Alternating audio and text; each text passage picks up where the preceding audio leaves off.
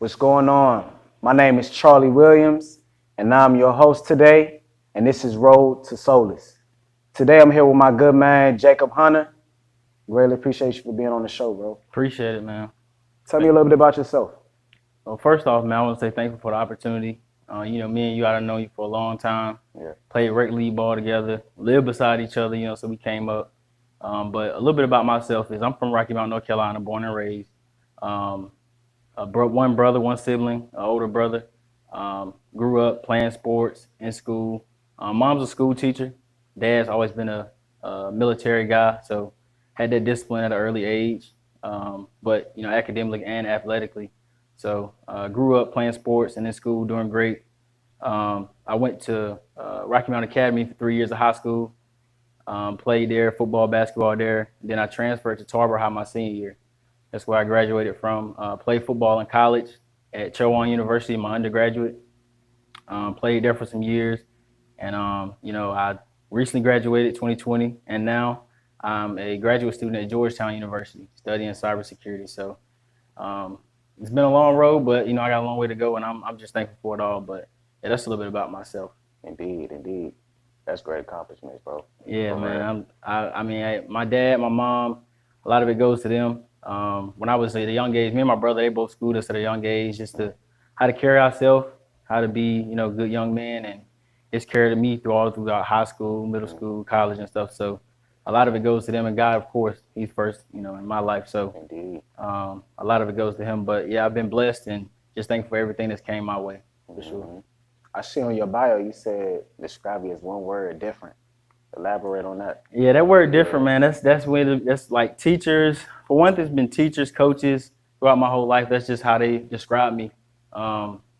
Me personally, I got a lot of friends that I have and people I'm close to. I just try to live a different way, try to move a different way. People our age, it's a lot of the followers, and I want to be like somebody else, so I want to do what somebody else does. But me personally, I've always been able to maneuver through that and be my own self. Whether it was the popular thing to do or not the popular thing to do, I just was different. So part of that was being, like I said earlier, I went to Rocky Mount Academy, which was a predominantly Caucasian school. I was the only African American in my grade for 3 years, so that was part of the being different, accepting that. And so I did that, and just decisions I made throughout my life, I would just say it's just a credit to how different I am and how I was raised, how I was brought up, and it's been able to help me make decisions and help me be who I am today. Yeah. Talk more about you said predominantly white school. All right. How you maneuver through that? Go deep in that. Yeah. Man, yeah. So when I first got there, I was introduced to the school first off from I had an AAU coach at the time who was Coach William Harrison. So we practiced at the school for AAU basketball. So I didn't know anything about the school, but he came to me one day after practice and was like, "Man, I would like you here on my school team." So I sat down with the principal and everyone at the school, and that's how I decided to go. But at first, I didn't know that, it was a pretty much an all-white kind of school, K through 12. So when I first got there, I was introduced to, teachers and students and stuff, and I started to look around. I'm like, not that many, African Americans here. So it was definitely a learning experience for me, but it pushed me in ways that it's kind of hard to describe. For me, academically was the biggest thing. Yeah. And that's really what I've been, basing everything off of, because I knew as a good athlete, and eventually one day everything's gonna come to an end. So my academics has always been from the jump. So that was my drive really to go there. And when I got there, like I said, it was different. But being around that environment for 3 years, it definitely pushed me. I learned a lot. I was able to work with people who are diverse and just not like me, from different backgrounds, from different lifestyles. So it trained me and helped me moving forward when I got to college and, obviously now grad school. So it was a good learning experience, but like I said, it was different. It was different. I don't think, everyone can adjust to that, but I've always been able to adapt to the environment around me. So I was able to not just blend in, but stand out. I was there. We won 2 state championships in football, played basketball, did well. And I had, I think I left there with like a 3.6, 3.7 GPA. So I was able to succeed in ways that they probably didn't think I would. And I surprised myself in a way, but that's a credit to, like I said, man, my roots and my morals and stuff, how I was raised. So, but yeah, that was just the environment I was around, and it helped me. What was those morals? Really, man, just respect. My mom, she's really, the rock of my life for sure. My dad, he's always been in my life, but you know they had this situation where you know they split ways, and me and my brother went and lived with my mom. So just seeing her as a single mother do certain stuff, go through certain things, it kind of put a chip in me to motivate me to you know to do better for her and for my family. Yeah. So just being a hard worker, keeping your head down, you know, not getting too high, not getting too low. That's one thing. And so I've seen her go through a lot, and me and my brother for sure we've been able to you know do what we've done. But like I said, it's just being around people like that, and also like my dad, like he's always been a serious guy. You know, he worked me and my brother out when we was younger, through sports and stuff. So I had it a good way in both ways, but just working hard, being respectful, keeping God first, all those different kind of things kind of helped me stand and be who I am. Okay. I'm still stuck on the Caucasian part. Bro, Yeah. so, like, when it comes to that, like, do you control the flow? Like, do you stay dominant, or do you, like, adapt? Like, do you change the way you are around them, or Yeah. do you stay... For me, I'm gonna be honest, man. When I first got there, I didn't know anybody, new school, new environment, so I didn't know what to expect. But I just knew like I would never change who I am, depending on regardless of where I am. Yeah. I was brought up the right way, so I know how to adapt, like I said. But that whole situation, it was tough. I'm not gonna lie, at times it was tough because you would just get certain things like they wouldn't think that you know you could do certain things just because you're African American male, like you know the opportunities and intelligence they don't think is there. But I was able, like I said, I was able to show it, and I've always been the type of person not to get involved in the going back and forth with people about success and you know whatever. I just let my work speak for myself. So Valuable, yeah. whether it's sports or like I said, academic, school, it spoke for itself. So I was able to succeed. But that experience, that's probably the biggest experience as far as motivating me to who I am. I would say just because of the environment, it was just totally different. You know, you got kids coming from families that parents millionaires own these organizations, big businesses and stuff. So living in Counterwood and stuff, and you know, I've seen the end where it's not so pretty. So I was able to, you know, take all that into consideration and realize that I'm here, and while I'm here, you know, I'm gonna do my job as far as being the best student and athlete I could be. So I did that, and I didn't really get caught up in, you know, I'm only the African American in my grade and stuff like that. I realized it, but that didn't stop me or didn't put any fear in me, you know, to like I'm inferior or whatever. No, I just I did what I knew I was there to do, and it worked out. That's smooth. That's smooth.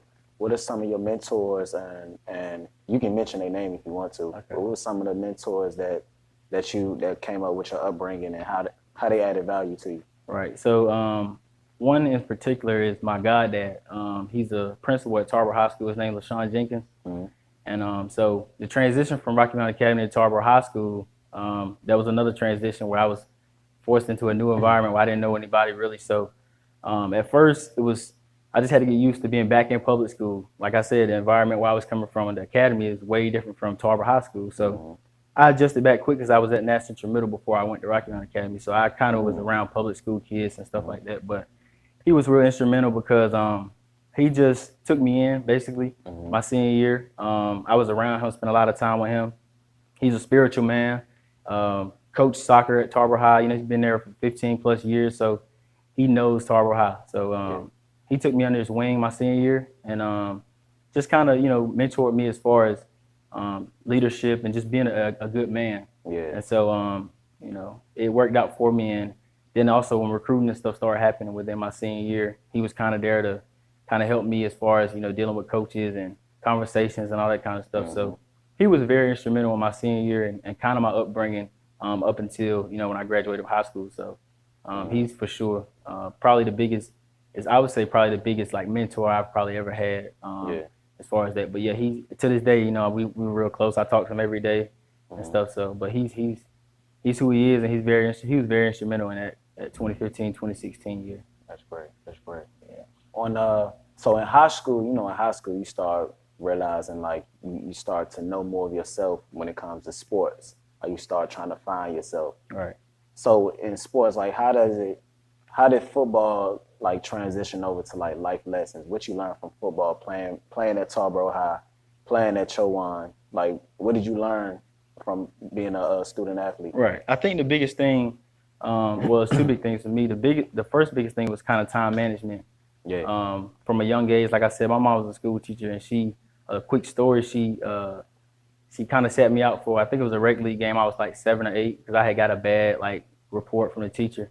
I cried. I was like toe up, like I didn't want to do nothing, but like it taught me that it was grades first, grades then ball. So from that day forward, nobody ever had to get on me about academics. So that was just one of the things as far as moving forward and all. And I would just say, as far as football, communication, man. You deal with guys from all walks of life.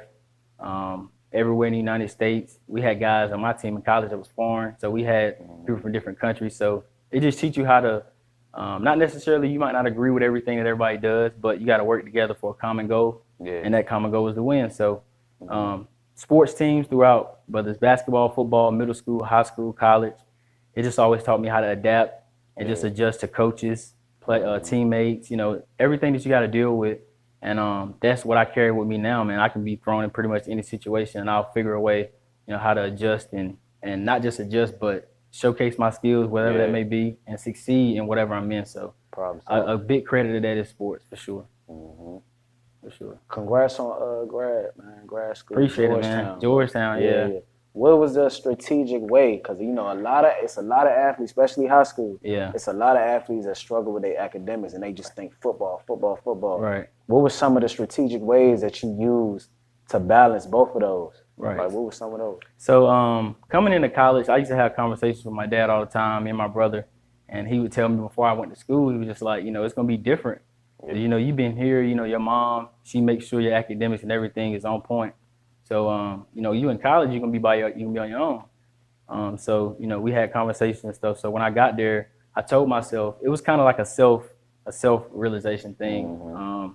I had a group of friends I was cool with. We all came in the summer going into our freshman year. We all sat down. We was, working out and stuff every day with the team. So we sat down. And I was just telling them, like, look, man, like, we in college, we freshmen. I know, everybody want to have fun. We want to do this and do that. But I just knew personally from experience, my brother was in college as well, so not so much an athlete, but just being in college, I knew that, distractions and the fun's going to be there. So I was just like, me personally, I'm going to make sure my academics are taken care of first, and then, have as much fun as you want to. But being a football player and a student at the same time, it's tough. At times, especially around the camp season and stuff like that, you got a lot to deal with. But I think it's just that fine line of finding, balance and making sure that what's required is taken care of first.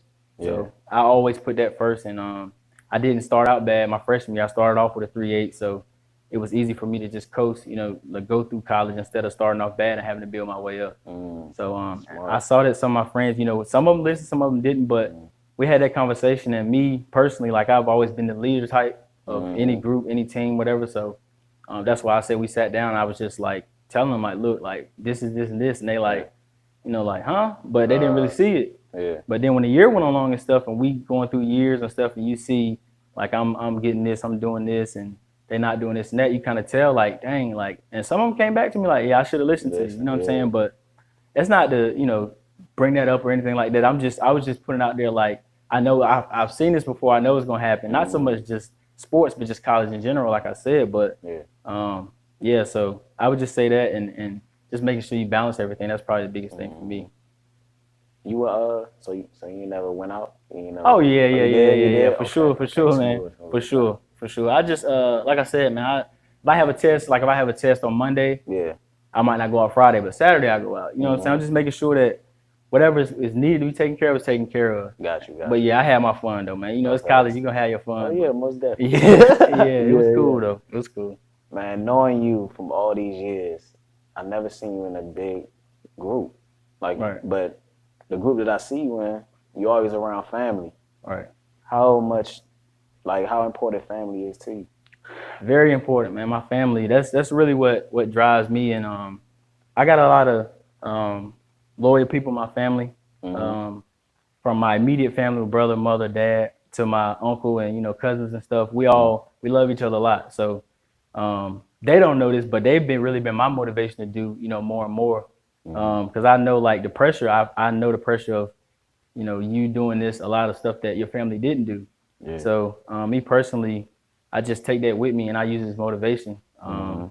So I always go back see my family. They all live in all parts of Rocky Mount. So, but family's always been big with me. They've always supported me, whether it's school, sports, just in life. Talk about anything, being there for me, whatever. So, my family's been my rock, and yeah, hopefully one day, man, I can do something to help them pay them back and what they did for me when I was growing up because they really looked out. But yeah, family is key for me. I don't really get into a lot of like, I don't have a lot of friends, a lot of like groups that I hang with. Yeah. I had teammates and stuff, but as far as people I'm around daily and stuff, I try to keep that to a minimum.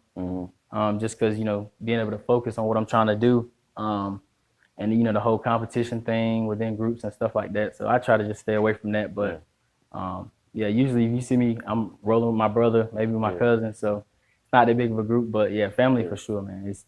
It's key to me, and that's what it's gonna be forever for sure. Good. Family orientated. Yeah. So To the end.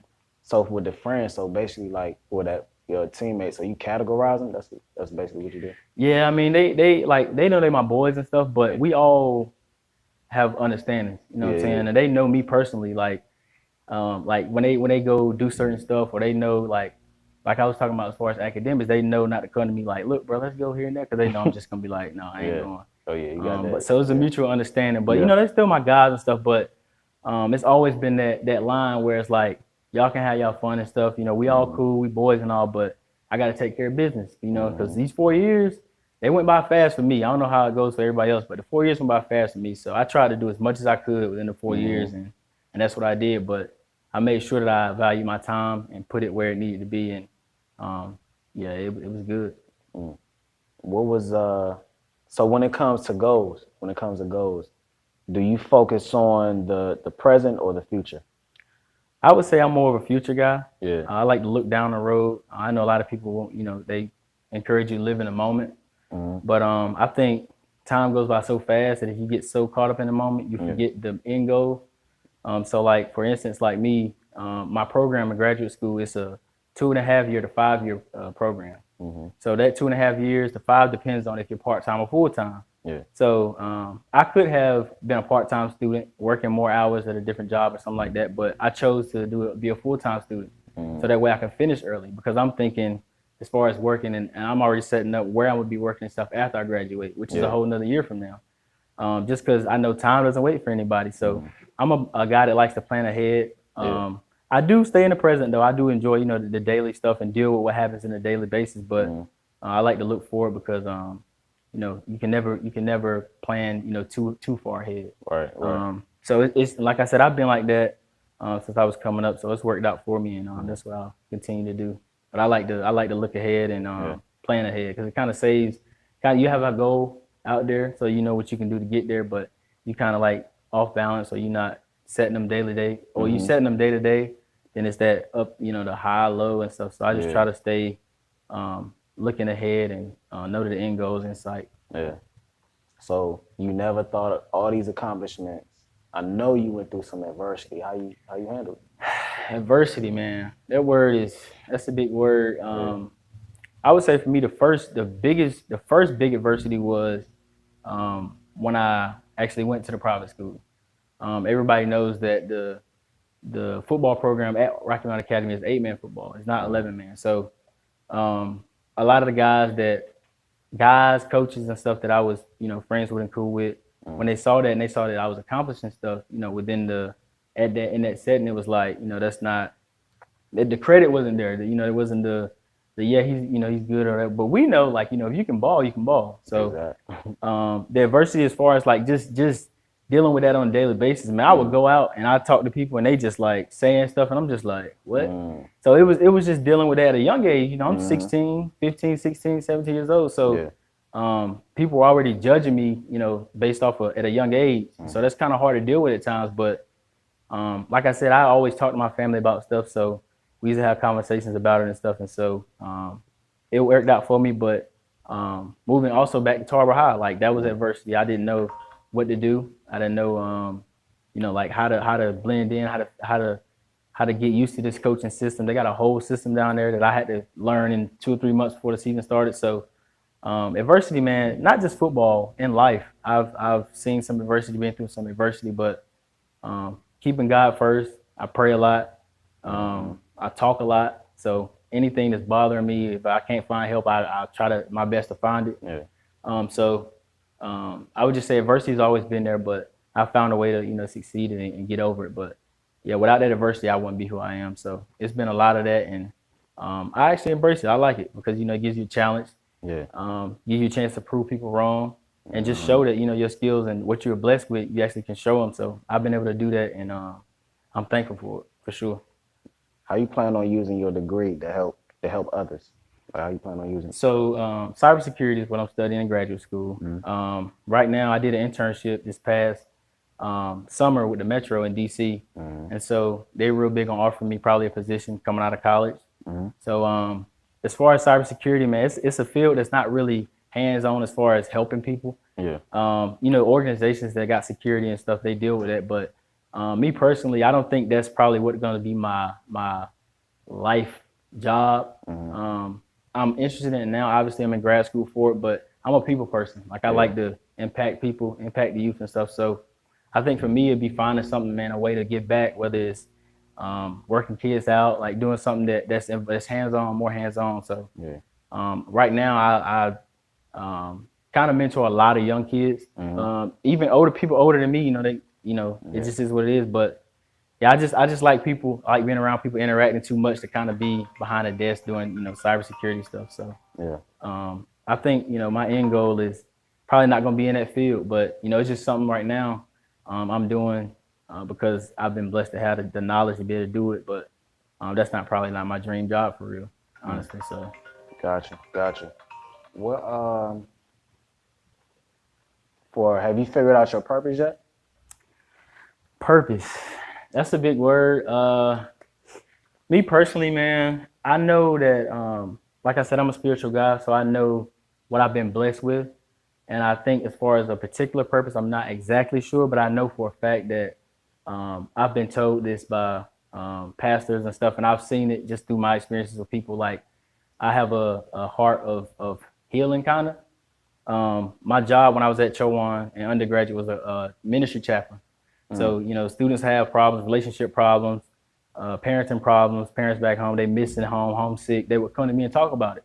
Yeah. So that's another example, just being hands-on, like, interacting with people, just what I like to do. But I would just say, like, man, I've had some serious conversations with some people about things that I know for a fact they haven't shared with other people. So I think that's a gift, being comfortable enough to, not know you really, but feel comfortable enough to talk to you because they know, they got an ear. And so I always, I'm just big on just being there for people. So I think my purpose is just really, man, just making people smile, being there for them, and giving them some kind of light. Also, we know from Rocky Mount, so not a lot of positive black males coming out of here. So me personally, I'm looked at as someone who did something with, what he had. So I wear that and I know that. So I move a different way. You know what I'm saying? So that's motivation to me. And as far as a purpose, I just want to show the next kid that, you don't have to be this big time athlete. You don't have to be this famous rapper or whatever. It's cool to go to school and get degrees as a black male. Go to graduate school. You know what I'm saying? Like, it's different, because we don't really see that. But I'm just trying to, be a little light, and hopefully, like, I shine on somebody one day. But that's just how I feel, man. That ain't really, as far as a particular purpose, I'm not sure. But I know what I've been blessed with is a story. And I try to get it out as much as I can to as many people as possible, because you never know, for sure, and for the youth. So that's just, what it is. What's your biggest ultimate goal? Like, what's the ultimate goal? I was talking to one of my friends about this not too long ago. He was asking me, because we went to college together, but he sees now I'm in grad school and stuff, and he was asking me, like, what do you want to do? Like, what do you know what I'm saying? So me, I don't honestly, the answer to that, I don't know.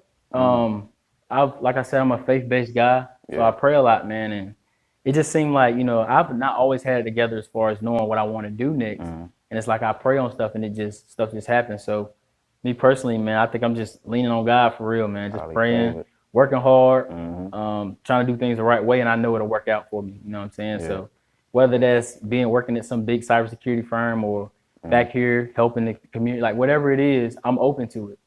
But just knowing that I put myself in a position to be able to, for people to look at me as an influence, you know, and a voice and someone who actually did something with, you know, the opportunities that he had. So that's really, you know, what it is for me. The ultimate plan, I guess you could say, for me is just to be wherever God really has me to be, whether that's, like I said, wherever those things are. But wherever I am, I know for a fact I would try to put my impact on it and help as many people as possible and just try to shine that light. What's some of the fears that you want to face? You said what's some of the Fears? Yeah. So for me, man, I had a fear of coming up. My biggest fear was just always kind of letting my people down. Cause as far as kids in my family, like we had kids in school and stuff, but as far as athletes and stuff, I was the one that everyone would like come see play.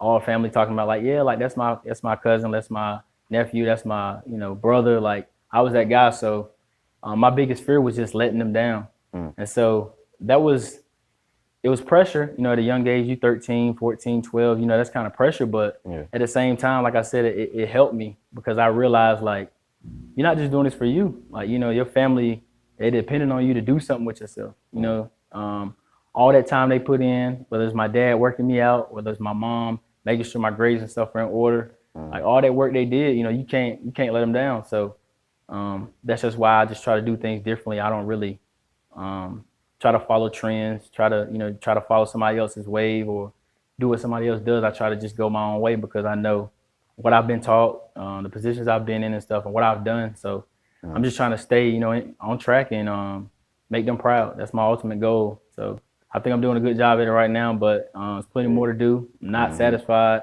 not complacent, none of that. I'm still hungry as I was before anything else. So I think it'll work out for me in the end, for sure. What's some of the quotes other than "be different" that you live by right now? As far as other than being different, I would just say probably for me, it all comes back to really religion for me. I've seen where, just kind of quick stories, when I was in high school, I was getting recruited all throughout my senior year, praying hard, you know, getting involved and just asking God, you know, wherever I end up, that's where I'm gonna end up. So I think it was around maybe before the playoffs started at Tarboro High School, colleges started offering me scholarships and stuff, and that's when I started to really see you know, with God, all things are possible. Before then, you know, I was really nervous your senior year, you know, stuff not rolling around. So I'm like, what's going on? But it just taught me that as far as school, athletics, anything I do in life, man, if you got God first, like you can accomplish anything. So I'm leaning on that, and I always been able to work hard. And so my hard work and faith in Him, it's always worked out. So that's just what I would say. But as far as I would just say, it's kind of sidebar, but I just wanted to make sure I say this in this. But I see a lot of kids around here now that's I would say, I'm not gonna say followers, but just wanting to be accepted and stuff like that. And my message would be is just to be different. That's just, like I said, that's what I live by. But I would just say, man, I was that kid that, you know, I was good in sports and I had everything as far as academics and stuff, but I did it a different way. And so your way is the right way. That's the only way.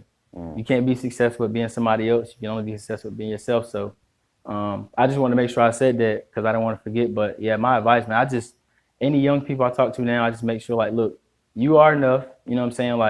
You don't have to try to be anything else, anybody else. You know, your way is the right way. So that's just what I push. But yeah, I'm sorry I got off topic. But yeah, I just had that. No, you're good. Yeah. So with the advice, how could you be an impact on? I know yes, most of their responsibility, but how can you enhance that advice, that being different or letting them know that, you know, letting them know it's okay, you know, it's okay to go that way, because a lot of people, they might just, you know, you've been through it, it's easy for you. Right. But how can you show them that? I think the most important thing is probably just being vulnerable. I think a lot of people at our age really connect off experience. Yeah. They don't really want to hear anybody talking to them as much. But what have you know, how can you're talking to me about something, but how can I relate to you? What have you been through that's kind of similar to me? So I share all my vulnerabilities a lot, man. like I said, with my parents splitting up, that was a tough time for me. My dad was still around, but it was still about, just being in the house with my mom, my brother. Like, those were times where, I seen kind of the worst things. So just the vulnerabilities that I had in life, failing, I've been this awesome academic athlete, but I've also had times where I had to prove myself, or I was considered nobody to a lot of people. You know what I'm saying? A lot of people didn't give me a shot to do certain things, but I wasn't always on top or, successful with everything. I had to grind. I had to work hard. I had to keep God first. I had to pray a whole lot, and it worked out for me. So it's not so much, everybody's environment is different. Everybody faces different obstacles on a daily basis. And I'm not here to compare, but we all just got to find a way. Everybody's struggle is different, but you got to embrace it, because that's what really makes the story. So my story is, I've been through some things, I've seen some things, but I didn't let it hold me back. I used that as fuel to motivate me to be better than my surroundings and make my family proud. And I was able to do that, and I'm still doing that to this day. So no matter where you're from, who you are, what you might have going, you can always change and things can always go good for you. Just keep God first and work hard, and you'll find your way eventually. Any last words or any shout outs you want to say? I like I said, man, I appreciate y'all having this. This is a good. Appreciate you, bro. I feel like this is a good outlet for a lot of good people to be able to come up here and express themselves, talk about different things and stuff. And it's good to see young black men doing it, man. Y'all doing good. So it's not nothing like this around here. So when I saw the opportunity, I reached out like, look, I'm trying. I did it before, but anything, man, I'm trying to help. So just appreciate y'all, and just shout out to my family. My mom, my brother, my dad, everybody, man. So, but that's about it, man. Yeah, like I said, I'm appreciative, and just be on the lookout for more great things for me, man. I'm still grinding, still hungrier than ever. So, I'm just waiting to see what's next. We'll see. Indeed. There you have it. This is Road to Soulace. Good man right here, Jacob Hunter. And remember, feed your soul, not your ego. Make sure you subscribe to the YouTube channel, Road to Soulace Podcast. Stay tuned.